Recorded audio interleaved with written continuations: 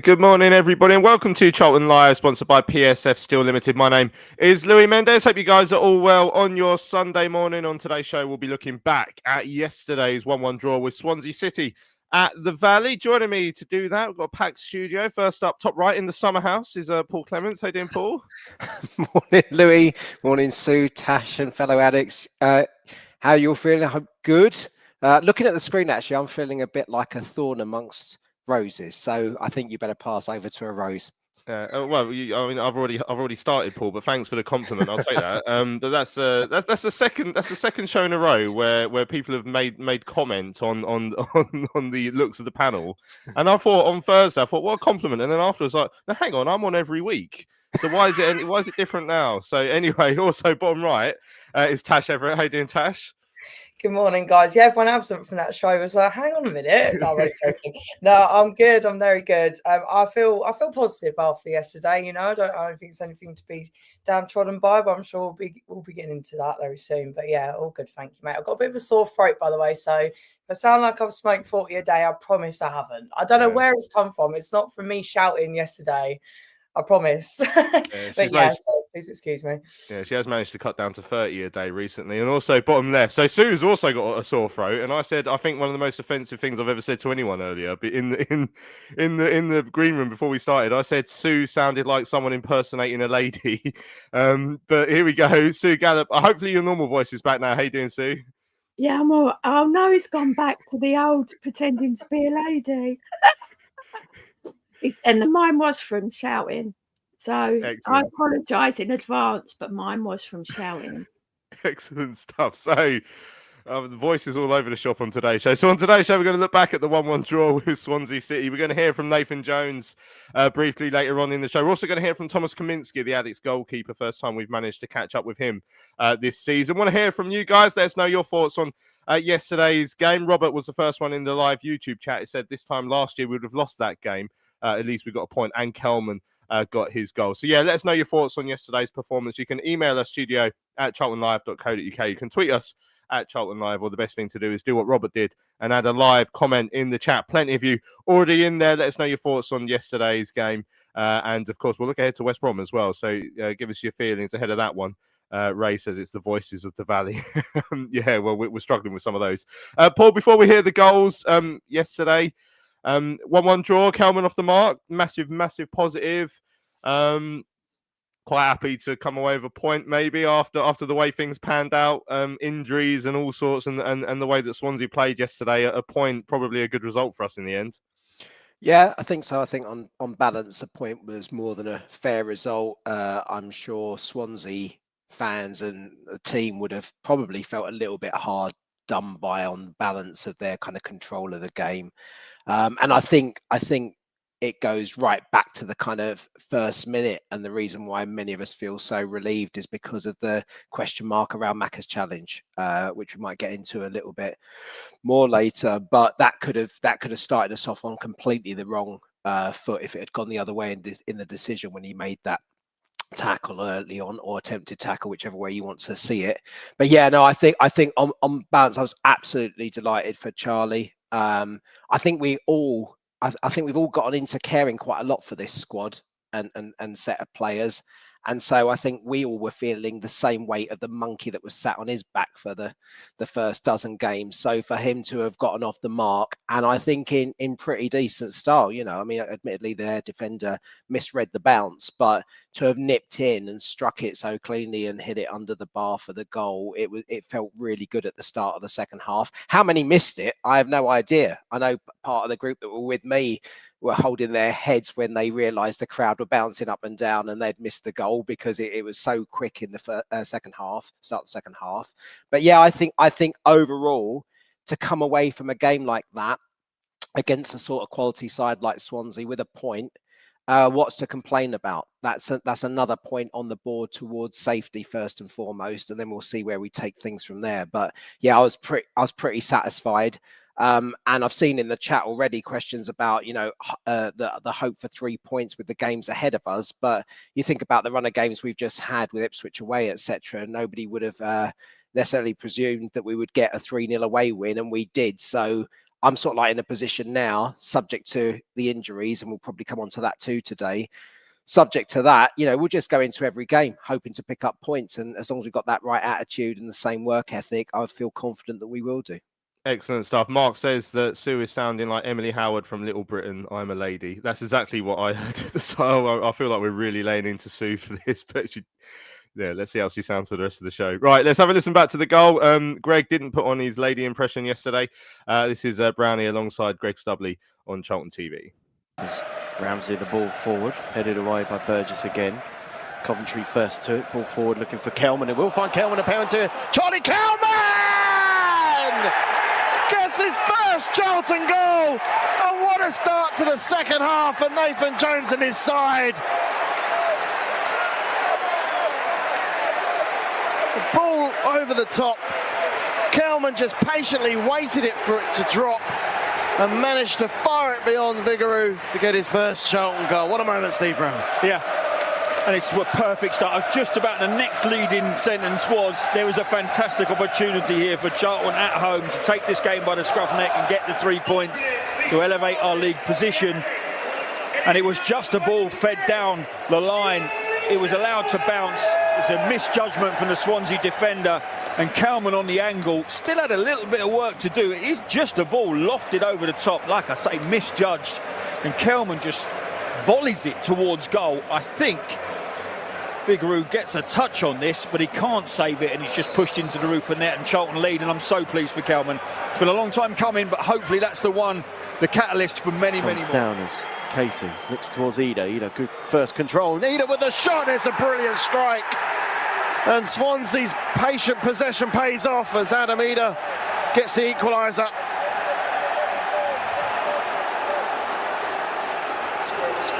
Yeah, and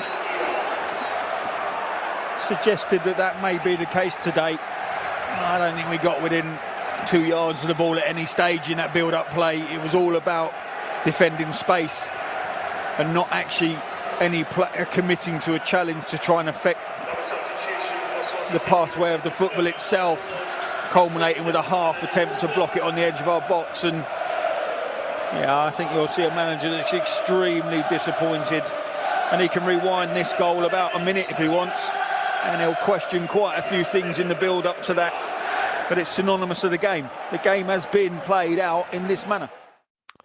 There we go. That's the highlights from Charlton TV. The 2 goals, starting with the one for Charlie Kelman, which got us off and underway at the start of the second half. But Swansea level sort of midway through the second period with that strike from Ida, which was a good strike in off the base of the post. But obviously, as Brownie says, I'm sure Nathan will be looking at elements of that.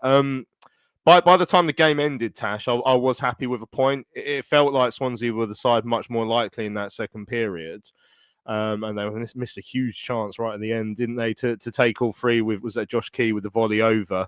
But yeah, overall, I mean, the result, a point at home, you can't, as we'll hear in the interviews, if you're not going to win it, and didn't really look like we were going to win it at times in that second half yesterday, then you don't lose it. And that's what we do. It's one defeat in 9 now, which is quite a nice little bit of symmetry to 1 win in 9 at last season. Again, another reminder of how far we've come. That we're a bit disappointed and a bit flat after a draw with a decent Swansea side.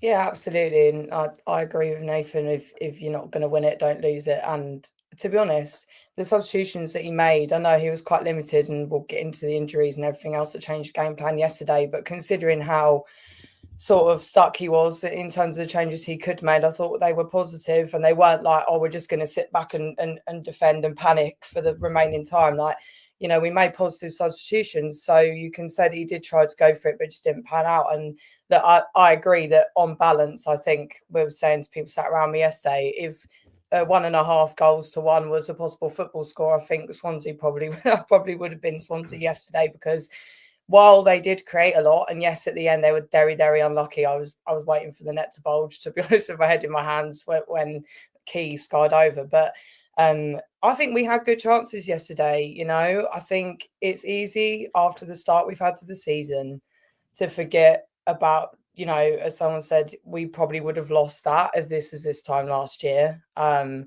and the progress that we have made in that time. Look how far we've come, that we're saying, oh, it's so annoying that we didn't get anything out of that game. And, you know, we weren't, not to quote Nathan, but the best version of ourselves. But, you know, we're allowed to have those off days. It's easy when you come up from the Championship to forget, after having a good start, that, you know, we haven't been here for 5 years. The league has changed. It's unbelievably competitive. Every game is so different. Like, I think Swansea are like in the bottom half of the table. Sorry if I got that wrong, any Swansea fans listening. But, you know, it just shows. And I think they were the best team that we've played this season. Seriously. I didn't think they were anything completely spectacular, but the way they controlled the ball, you know, I think the Swansea guy that came on our podcast in the week said, you know, they have a lot with possession, but they don't do a lot with it. And unfortunately, the goal yesterday, we were allowing them to have possession, and then, you know, they had a moment of magic, and it was a good finish in the end, and one that 9 times out of 10 probably won't go in, but it did creep in, unfortunately. So I think it's easy to think, oh, it's frustrating. You know, we had our chances, wherever it could have been better. But really, when you come away from it, I would take a point at home to Swansea. We're still keeping that unbeaten run going. You know, was it 1 in 9, Louis, as you said. So there's really, well, yeah, I'm sure the players themselves and Nathan will be looking at it thinking we could have done a lot better yesterday. There were loads of things within that game that were out of our control, the injuries. While, yes, I don't think we were setting the world alight before those 2 injuries happened, you have to take them into consideration, because it ultimately changed the game plan. We probably would have brought on different people to what we did in a different order. You know, maybe Miles would have come on later and this, that, and the other. But given everything that happened yesterday, I will absolutely take it. And I think you're right. I think Swansea probably feel a little bit hard done by, but I think we deserve the point in the end. I think. Yeah, John pointing out it's only 2 losses in 10 as well, which is a nice bit of symmetry to last season as well. So, I mean, before we delve into the injuries, which I think, you know, clearly had an effect on us. The highlight of yesterday, as Liam says here, I think Kelman scoring will be more valuable for us than the 2 points we lost yesterday. You know, Charlie, off the mark, he's including for QPR, it's his 36th Championship game. I think I make it 14 starts. He's made overall 11 for us and 3 for them, or it might be 4 for them. I can't remember. But you know, that is a big moment for him now. As Paul said, the monkey off his back, and it was a good finish actually. I think Connor Coventry, sort of an instinctive ball through. Like at first view, and I thought he's literally just got it into an area, but it's actually quite well measured, and the defenders misread it somewhat, and Charlie still had a lot to do from that tight angle. Watching it back, I wonder if Vigaro might have come out even further actually to tighten the angle a bit more, but he's found the sort of one little spot that he can put it in, and he's up and running now. Yeah, I think it just showed, like, for him, we've all been, haven't we? Like, I think what was lovely, I saw an interview with Nathan yesterday about the fact that he said we're an intelligent fan base, so we hadn't been getting on Charlie's back. We were like encouraging him and seeing what he was contributing to the team, regardless of not scoring a goal. Just the fact that his hard work and how much he brings to the side when he's playing. And just having that goal, I mean, like you say, from that angle was unbelievable. And again, like we've said before, even if it went in off his bum, it would be his first goal that we know there's more to come now. That's going to boost his confidence. It's going to think, right, because as goal scorers, they thrive off of that, don't they? Once they've scored a goal, that's the thing then that they thrive off. So once they've got their first, it is the monkey off the back, if you want to say it that way. And then that gives them that more freedom, because they haven't got that pressure of, oh, I've got to get my first goal. And I think I felt quite emotional, actually, because every game I'm like, I think I probably shout for Charlie more than I shout for anyone else, because you're just willing him on and wanting him to get that goal.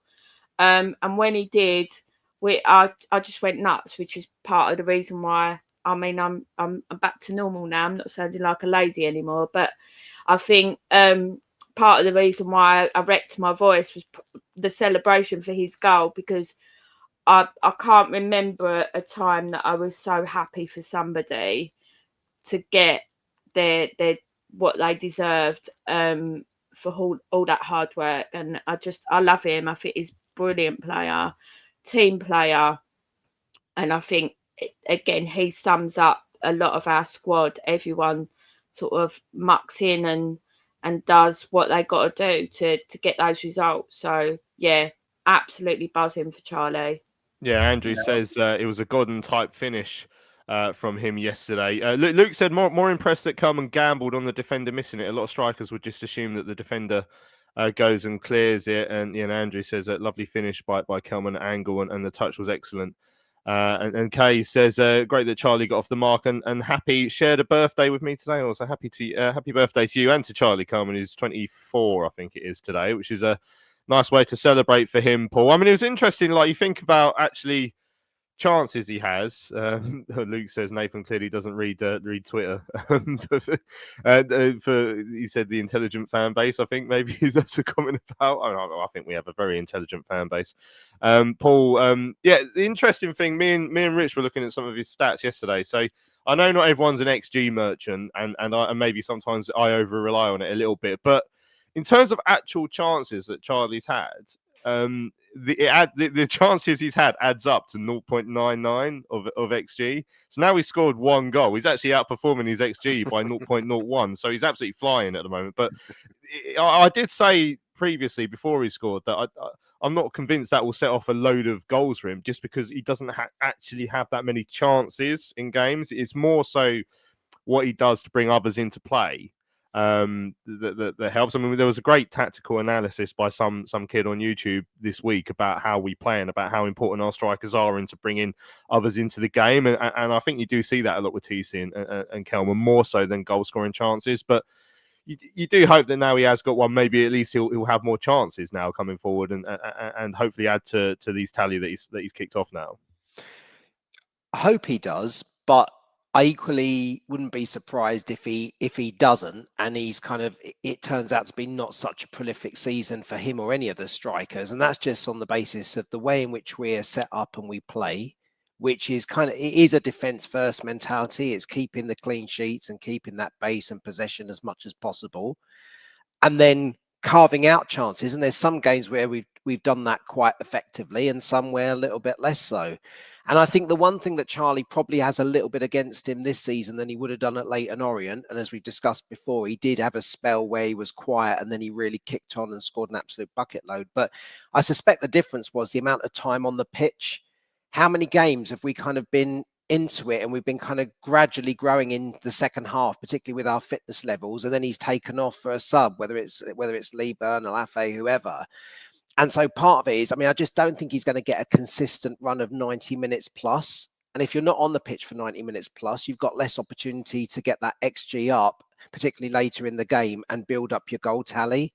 So I think that's the trade-off. But that approach that Nathan's been taking has been working most weeks. So you don't really want to change that and sacrifice what has been working for the sake of Charlie Kelman getting more goals.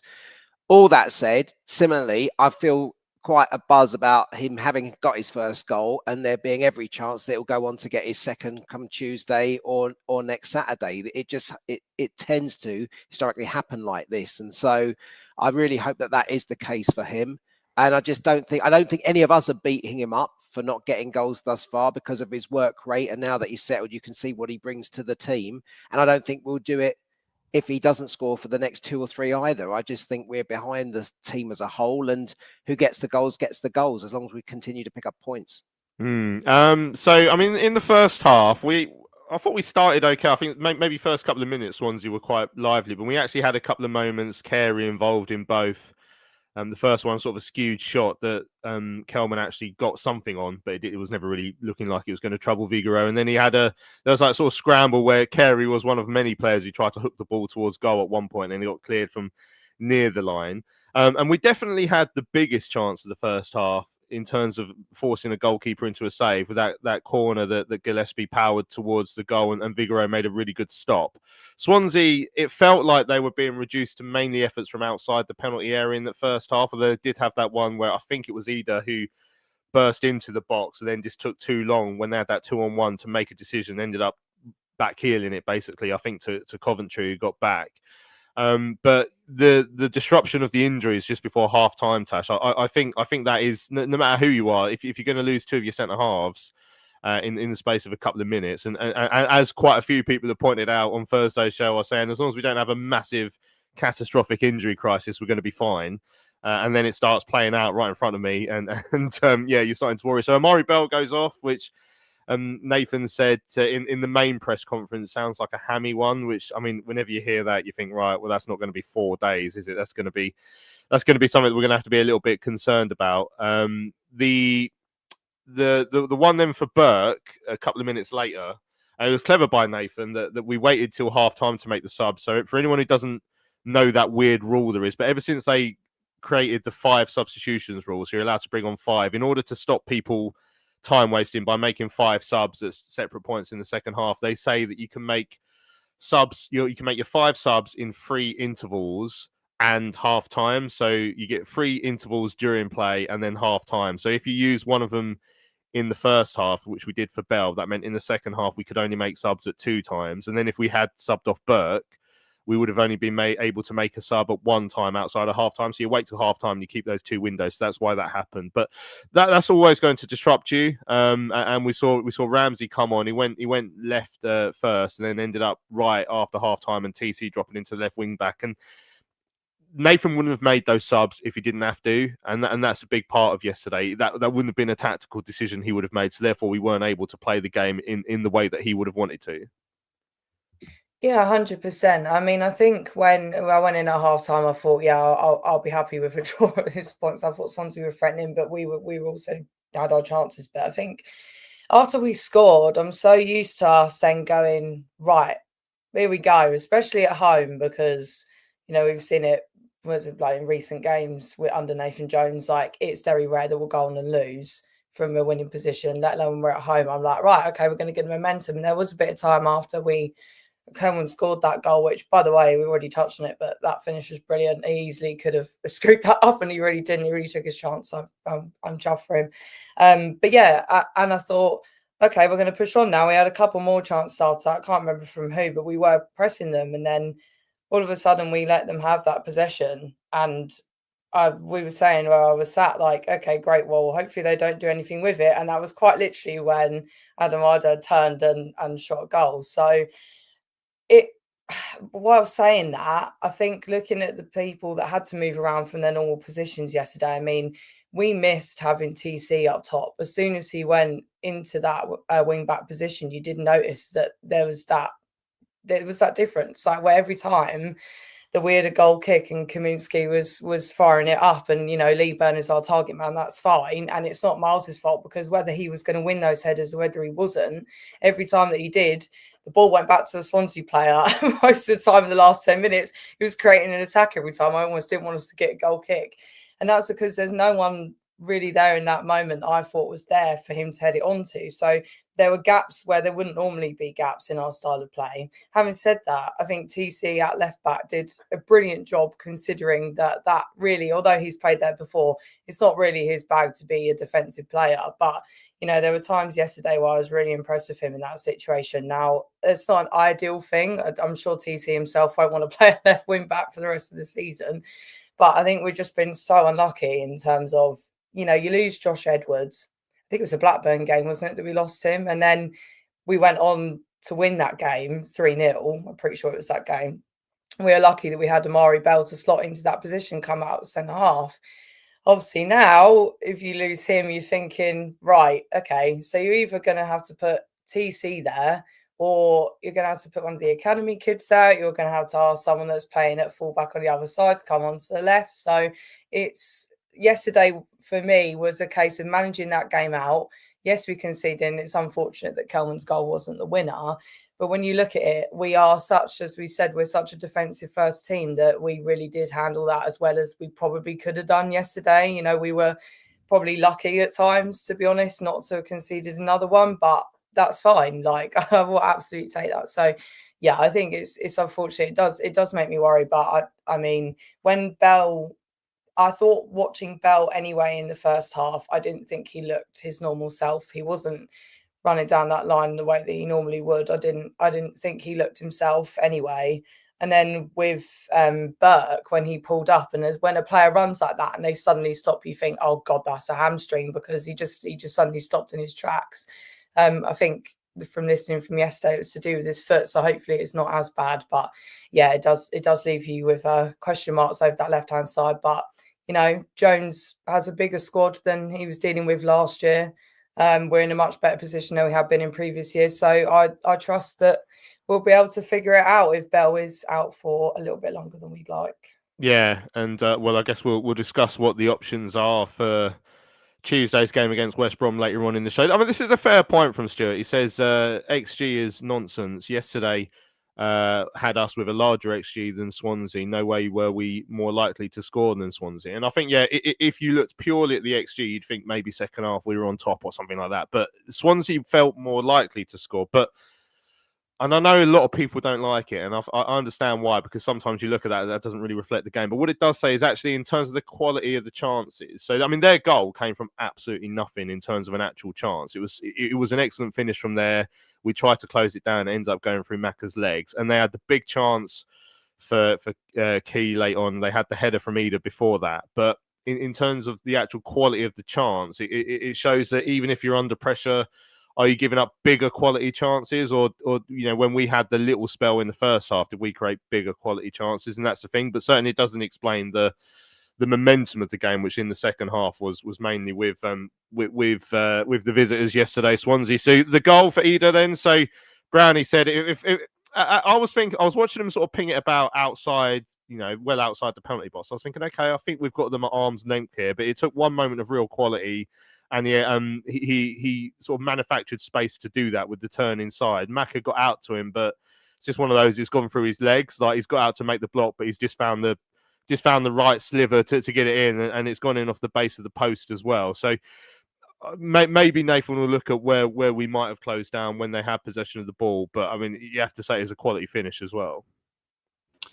Yeah, and it was funny because while they were pinging it about, you could hear the Swansea fans getting quite restless.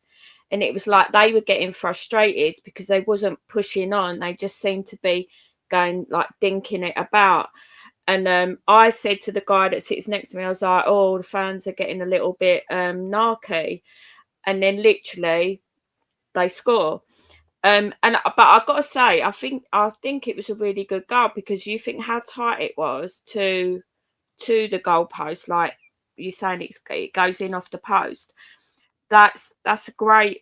I feel like it was a great goal. But again, we should have closed them down a lot sooner when they were dinking it about prior to that shot coming in. And I think, yeah, Nathan's probably going to look at that and say, right, look at where we should have like closed them down quicker and got it out of like that dangerous area sooner, so that that goal didn't come. But I think, I don't know, I just feel like we looked a little bit nervy at times, and I think particularly when Swansea did have control of the ball, for that example, we didn't seem to push on as much as we normally would. And I don't know whether because of those changes, and like you're saying, it changed the game plan, that whether they were still a little bit like, not sure what to do. So, I mean, yeah, credit to Swansea. They skied quite a few shots. But I felt like that was an excellent goal, but just disappointing for us and how good we've been in our defence. Yeah, Spam says it was a bad goal to concede, allowing someone to get the ball, take a touch, turn and get a shot off his Sunday league level. Paul says we sat back too much, and Valiant says Macca was too slow to react for the goal. Robert's saying to Spam, like, that's how quickly you get punished in this league, and no doubt we'll learn from that. I mean, you don't see as many goals like that in League One, do you? Like, just an absolute turn and ping like that. It was a great finish. All Hell Let Loose says it was hardly a rocket shot for their goal. I mean, he got a reasonable amount of power on it. It's right in the bottom corner. Like, it's one of those. I don't feel like the keeper could have done anything different. It's not one of those. But like I say, maybe we on another day we get a block on it. Right, we've still got loads to talk about. But I think we should hear briefly from Nathan Jones, just to explain why it is so brief. So basically, Nathan was out so quickly yesterday that his interview had already started before I was down there.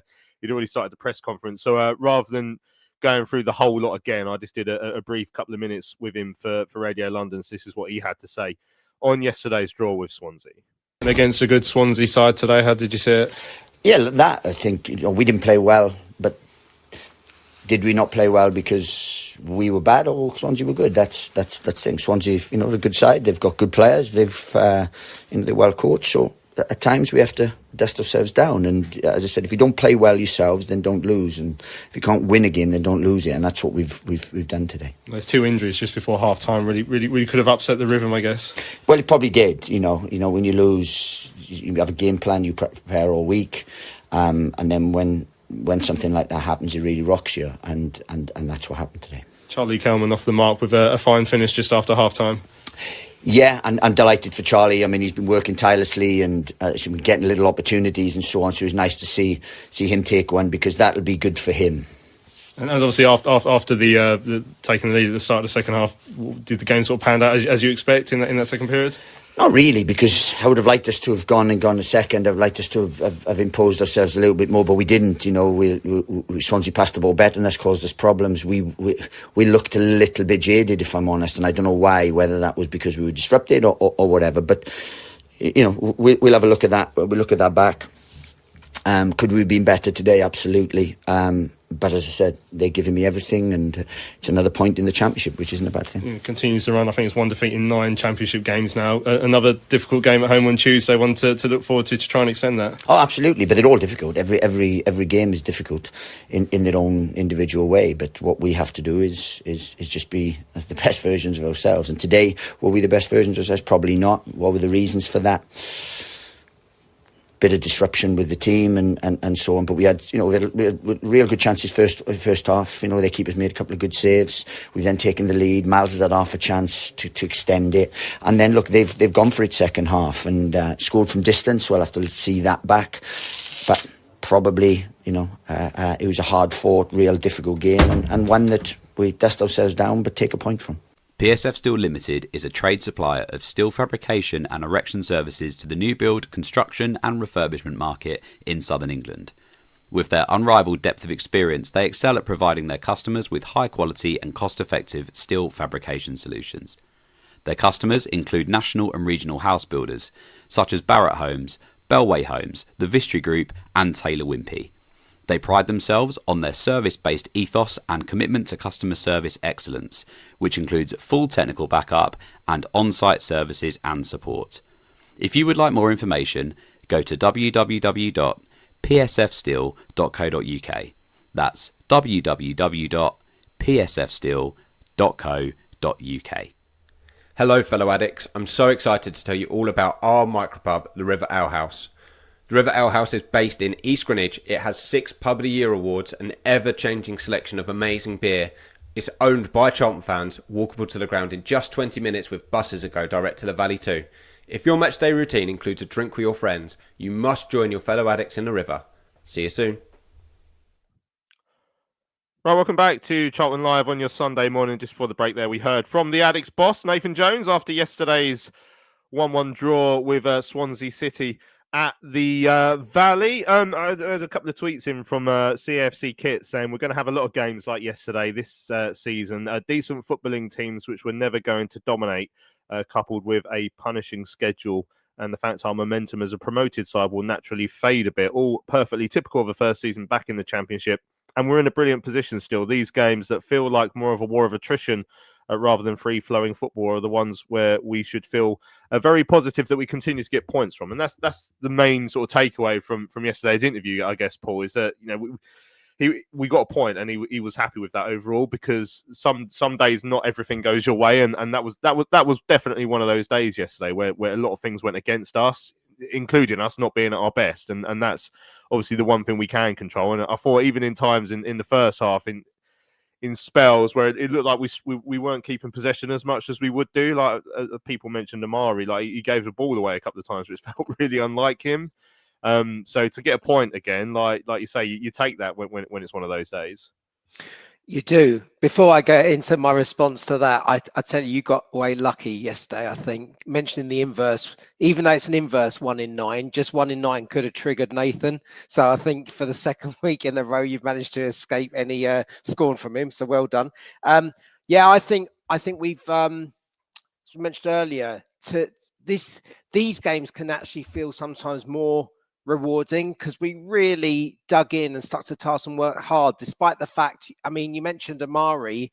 I thought Kane gave it away a little bit. We weren't particularly accurate in our passing, it felt, in spells of our game yesterday. So we were giving it away a bit more cheaply than we had in previous games. So when you're in that sort of zone, and Nathan questioned whether or not that was about Swansea's quality or us not playing as well. I mean, I think in general, you look at their team, there were some really standout performances. Galbraith in the middle just seemed to control it throughout the game, and his passing was excellent. So he got them going. There was the player Yeom, who I was really pleased came off after about 60 minutes because he was tormenting. And I actually felt if he had stayed on the pitch, he was going to nick something before too long. So you had players that kind of really had the quality about them and put us under a bit more pressure. The bizarre thing from my perspective was that I think it was the first, I might be wrong, but I think it was the first week where they had all the squad available for full training without a midweek game or an international break. And so I actually expected us to, I don't know, just come out a little bit more settled and a bit more rested. But we also looked a little bit leggy at times.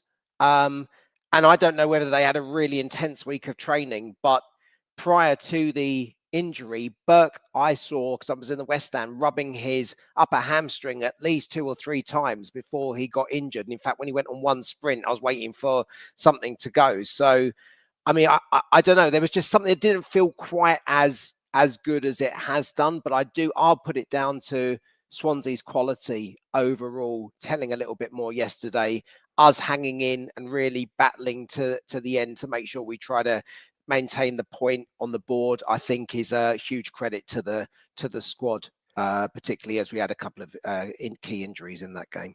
Yeah, and as Luke points out, and if this was a Swansea pod, I feel like we would have spoken about this a lot higher up the running order. But imagine Maka got a red card at the start as well. We really would have been down to the bare bones. Ethan saying, was that Maka challenge a red? I haven't seen it back, and from North Lower it seemed a good challenge, but a few people saying it was a red. So I mean, this is very, very early on in the game. And there was some sort of miscommunication, it seemed, between Burke and Jones, because Burke ducked under one. He ended up bouncing over Jones. Then Maka, at the time, from my angle in the West Upper, and you see the ball fly off towards the Kirbishley stand. So I assumed he got a solid contact on the ball. It was Ian who was sort of bearing down on goal. So I was like, oh, that was an important challenge there. But when you watch it back, I mean, what definitely doesn't happen is Maka getting any of the ball.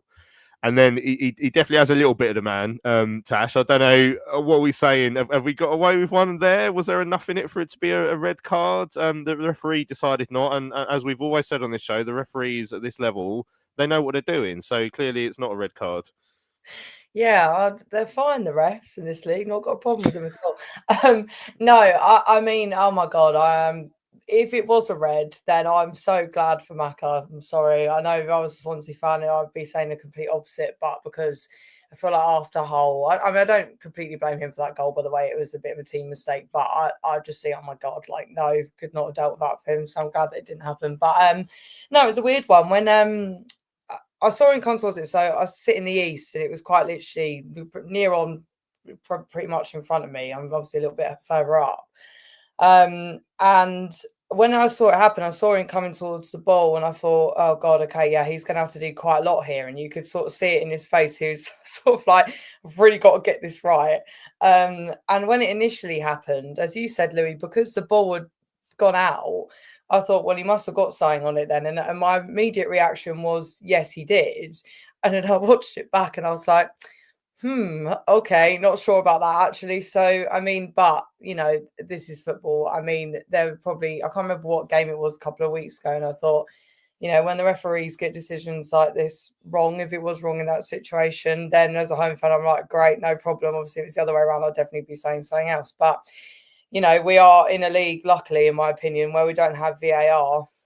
So who knows what would have happened if it had gone into that situation. But yeah, I looking at it first glance, no one around me was going, God, he's lucky there, anything like that. I think we all sort of thought that he got it, but perhaps on second inspection, he was a little bit lucky. And obviously, you expect the Swansea player to kind of go down and protest either way. But he did seem like he'd been hard done by when he was complaining to the referee. But anyway, I'm very glad that he didn't get sent off anyway, even if he did make a little bit too much contact. Yeah, I mean, I had a Swansea fan on Twitter, so I just tweeted like what had happened. And I said, and important last ditch challenge from Maka.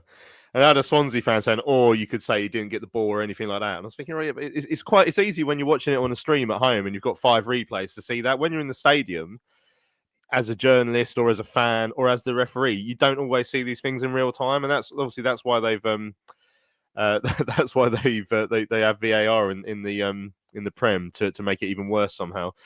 Paul says, the ref's done a great job of being even-handed when he gets booed off by both sets of fans at the end, and that was definitely the case yesterday. It was it was a strange one. The form, we've spoken about the form, Sue, but it is okay. Like, no one's getting carried away with a disappointing performance in a draw. That's the good thing about where we are now. Like, they still got clapped off yesterday. It was quite a nice moment there, with the fans and the players at the end of the game. They appreciated the effort that got put into performance that wasn't quite up to the usual standards.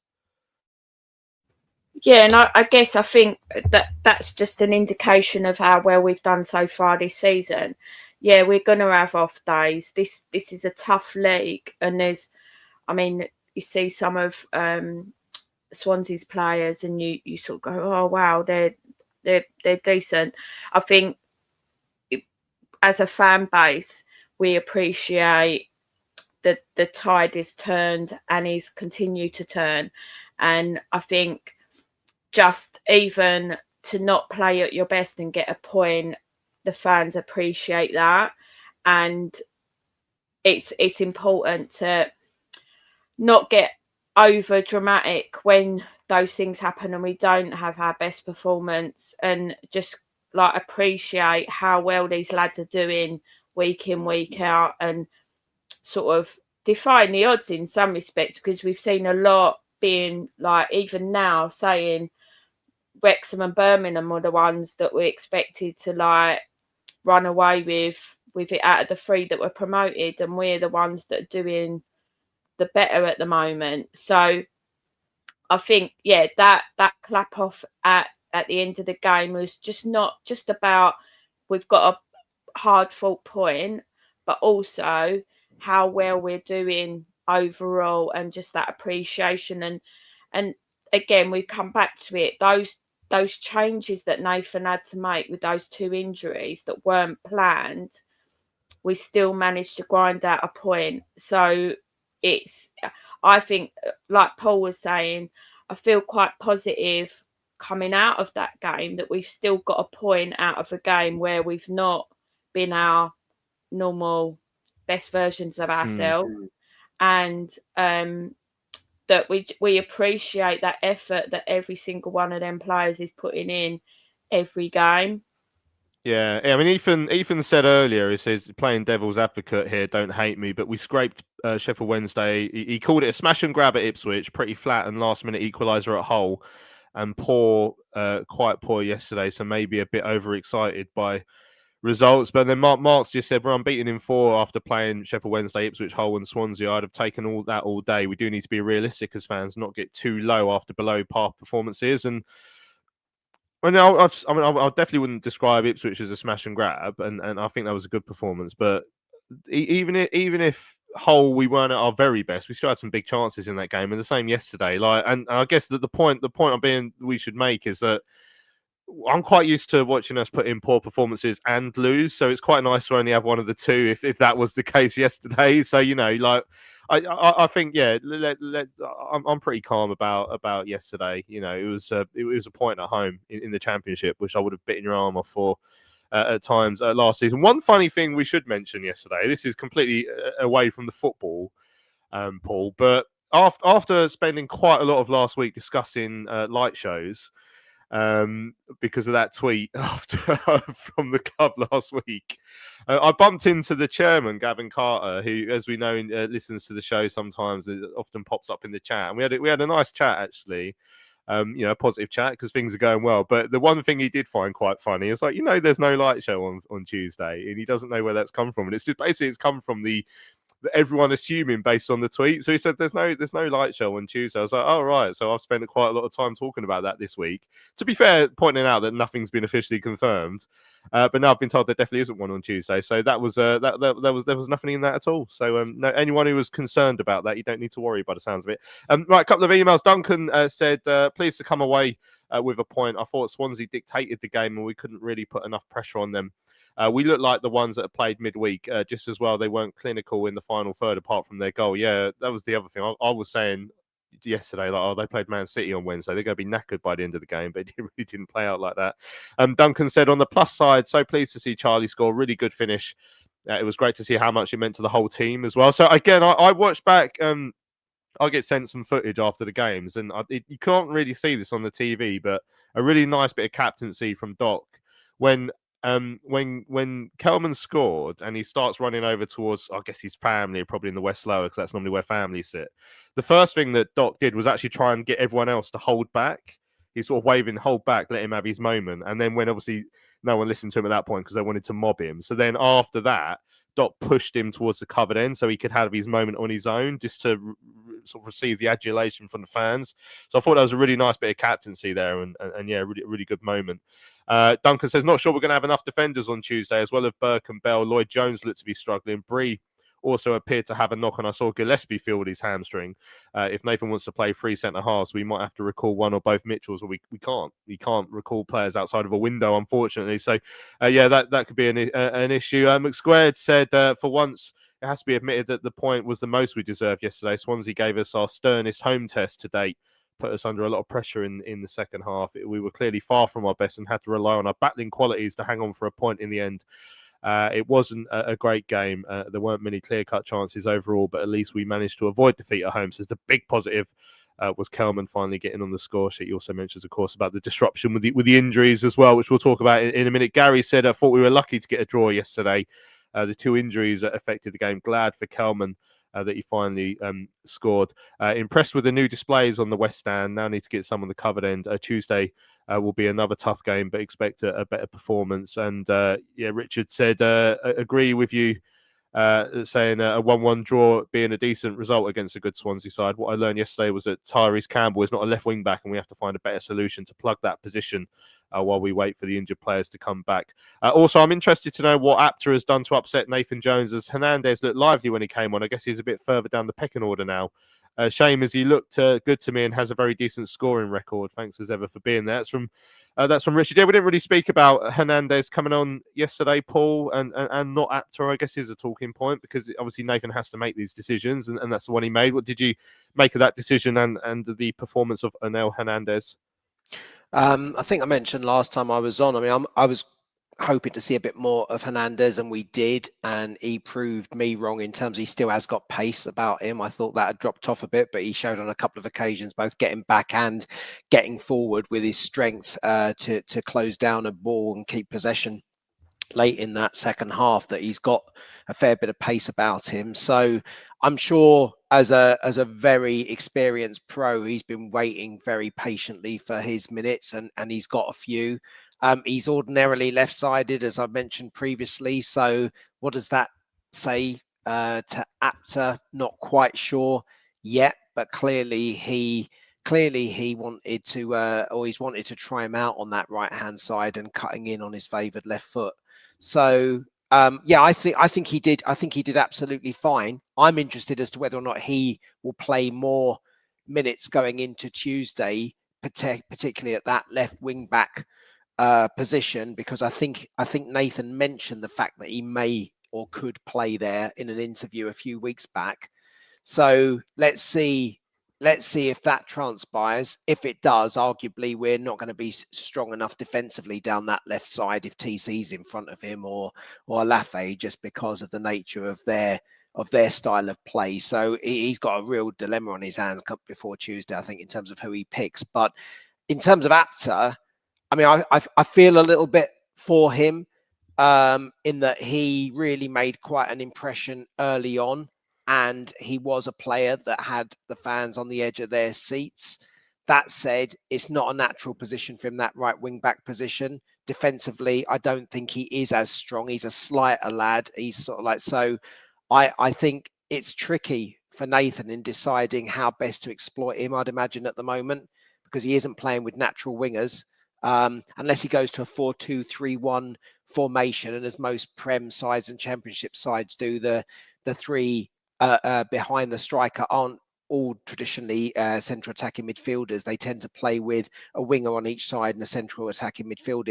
If he goes that sort of formation, that would probably be right up Apter's street. But yeah, I think it's tough for him. It's probably a bit better for Hernandez because he is strong, although he is attacking minded. He is stronger, so I wouldn't be surprised if we see him down that left-hand side on Tuesday. Mark says, can we have a moment to appreciate how well the Valley is looking now? These owners aren't mucking around. So we had the new LED advertising boards yesterday, but Brian on email said, anyone have any thoughts on them sitting in the Curbishley stand? I found them a little bit intrusive and glaring throughout the game. So yeah, maybe we have to get used to them or something. From my seat, they are quite obtrusive, because on the front row of the West Upper in the press box where we sit, it now juts out about 5-6 inches, so it actually covers the near touchline, so you have to really lean forward to see it now, so we have to get used to that. Right, let's have a listen to my chat with the Addicks goalkeeper from yesterday. Thomas Kaminski came to speak to us after the game against Swansea. It's a 1-1 draw with Swansea City here at the Valley today. How did you see today's game? A little bit disappointed because we expected more from this game, to be honest, at home. I thought they were better in possession than us today. Then also, like, the two injuries killed us a little bit in terms of like shape and stuff, so we had to adapt to that. But yeah, a little bit disappointed. But then at the end, if you look at it, it's a point, and we didn't lose 4 games in a row, so that's a positive about it. Yeah, how disruptive is that, getting those two injuries just before the break? Well, it's unexpected, isn't it? So like, yeah, you have to adapt just before the break. Luckily, we go into half time, but yeah, we have to adapt, and it disrupted us a little bit today. Yeah, and particularly when it's a defence in front of you that have been so solid this season. Exactly. Yeah. Exactly. And you could see that in second half. I think it was an up and down a little bit, up and down game a little bit. So like, you could see that a little bit. That's also part of the game, that you have to adapt to it and make sure that you stay in shape and that you you control the game. Yeah, and obviously Charlie Kelman gave Charlton the lead right after half time. What's he been like in the dressing room? I guess everyone must be delighted for him. Oh yeah, obviously he's been working hard. He's been trying, and today it was good to get the goal, and so happy for him, and I hope he gets going again. And yeah, the first one is always the most difficult one, I think. Yeah, there's some strike the leverer as well. He just was able just to find a little bit of space on the edge of the box to get the shot away. Well, okay, I think it's. I have to look it back. I think it goes through someone's legs as well. So like, okay, it's a strike. We knew that both strikers, Potnik and Ida, touch and strikes around the box. So yeah, we need to be better with that. Yeah, and in the second half, I mean, it felt like Swansea may be the more likely to have scored towards the end of that game. Is that how it felt out there? At the end, they had a big chance, I think, on the second phase from I think Miles touches it, and then their player kicks it over. That's a big chance for them. So that's why I say, like, maybe a point at the end. It's a good point. Yeah, it's only one defeat in 9 now in the Championship as well. I mean, off the back of last week and the results recently, it's a really good run still that you're on. Yeah, momentum is important in the Championship, and another tough home game on Tuesday as well. So to get that momentum for that game, that will be important as well. Have you enjoyed your start to life as a Charlton player? Yeah, good. Yeah, I mean, it's good to play, because obviously I don't have much to do in the first couple of games, but yeah, going forward, I think I've enjoyed it so far, and like again now, like, we have to adapt to the injuries again, but I'm sure we'll be fine. Yeah, obviously it's a team that's been famed for their clean sheets, and you played a big part in that, obviously, with your defence as well. Has you been proud of that record so far? Yeah, of course. I think we have 5 clean sheets now so far. Only one above us, I think. Yeah, that was definitely before the. Yeah. So yeah, that's a positive, and we have to keep that going. Yeah. What's Nathan Jones been like to work with? So obviously you've come from Luton, but you weren't there at the same time. So I guess players you've worked with at Luton, did they tell you about him before he came in? Yeah, obviously he's interesting as a manager, and yeah, he's very intense, and that's what we need. And you can see that in every training session. He's very, very intense, and that's what we want. Yeah, and how is it coming in as a new goalkeeper to a club? Because obviously there's a couple of settled keepers who've been here before, sort of integrating with the group. Yeah, it was good. It's a good goalkeeping group. Will, Ash, and myself and Hendo. So it's a good goalkeeping group in that way. As a goalkeeper coming into a new team, it's not always easy at first, but you grow into that. And also, you have plenty of experience at this level and above. I mean, what have you seen of Charlton in the Championship so far? What do you think could be a realistic sort of aim for the Addicks this season? Good question, but I think it's maybe a little bit too early to predict. But yeah, we've seen so far in the games and against good teams, against good sides, that we are able to compete. And you never know in the Championship. You never know. You see the results today, like surprising results. Blackburn wins away at Leicester, so like everything is possible in this league. There we go. That's Thomas Kaminski having a quick chat with myself after yesterday's game. I'm interested to know what you've made of him so far, Tash. I'm just looking at tweets that came in yesterday. Stephen Reeder said, not impressed with the keeper, rooted to his line, doesn't take pressure off the back line, going to cost us a few more games. I mean, I said earlier, I didn't think there was much he could have done about the goal yesterday, and he made a couple of saves. There was one that a header that came in from across that when I watched it back, it looked like it actually came off Miles's head. Towards his own goal. But what have you made of him so far? First of all, that's the first time I've ever heard a Belgian person say "in it," so that was something that made me laugh. Settling in well, but I like Kaminski. I understand that I've seen people over the season sort of say, well, I think Mannion's been a bit hard done by, which, I hear that. Mannion was excellent for us last season. But, when you get promoted, sometimes you do need a more experienced pair of hands that has done it at this level. So I can understand the decision behind that and why Kaminski is number one. I think there have been times where maybe, and I'm sure Kaminski would admit this himself, he's hesitated, and that has led people to be a little bit unsure whether his decision-making is absolutely 100%. But to be honest, I feel very comfortable with him in goal, and I've not always been able to say that about Charlton keepers. Like, I trust him to make the right judgment call in the end, and, no goalkeeper is going to be perfect. But I think even in terms of personality, like when in the summer when we were signing Luton players, or should I say Nathan Jones players, even though I didn't play for Nathan Jones, but you get my point. I bumped into some Luton fans on the train. They were going to a pre-season game, and this woman was saying to me, like, out of all the players that you're going to take from Luton, like, I'm the most gutted about Thomas Kaminski. And I said, what, because he's a good goalkeeper? And she said, yeah, of course, but it's more the personality element of it. And I think, Nathan is such a big believer in that, in having that ethos in the dressing room and having the right characters. And clearly, you could tell that Kaminski fits into that category, because Luton were really gutted to lose him. And, their position in the league speaks for themselves. I'm not saying Kaminski leaving's the reason for that, but, they have lost probably quite a few big heads in, strong heads in that dressing room. So, their loss is our gain. And I think he's done well so far. I think, as I said, I trust him in that goal. I don't think he did anything wrong yesterday. There was a moment where I thought he was going to be injured. I thought, no, please don't, not a third one. I can't remember what happened now. I think he was like chasing the ball, wasn't he? Because Burke had headed it back to him. And he was chasing the ball, and I thought, God, he's taking a long time to get there. And then he obviously went down, but thankfully he was all right in the end. But yeah, I think he's a solid keeper, and I've got no complaints about him personally. Yeah, it's just completely wired into me now that whenever the goalkeeper goes down, that I just assume he's time wasting. So for the corner one, I thought, right, well, if he lets them take the corner quickly while he's out of his 6-yard box, there might be a goal. So I just assumed he was just sitting down to let everyone get back. But maybe I was wrong. A few comments in there. Russell says he's a great shot stopper, but doesn't come off his line. Sam pointed out, the Luton fans told us he doesn't come off his line. Mark reckons he's underappreciated. Liam says wasn't convinced, but I trust him now. And Luke said, I'd rather he didn't come off his line if he's unsure, like Ash, unlike Ash, who comes flying out like a madman. That's what Luke says. Stuart says Cam is solid. A couple more comments coming in as well. We should do a couple minutes on the game on against West Brom on Tuesday then, Sue. So West Brom, their recent away form's not very good. So they've lost their last 3 away games. They drew goalless with Sheffield Wednesday at the Hawthorns yesterday. Ryan Mason as boss. I mean, West Brom always seem like a decent side at this level. So again, they're mid-table at the moment, but it's a very well-established Premier League / Championship side. So they will be a challenge. as all sides are at this level. What we do have to do is work out who on earth is going to play for us and where. So left wing back, I guess, is the biggest question. So TC went there yesterday.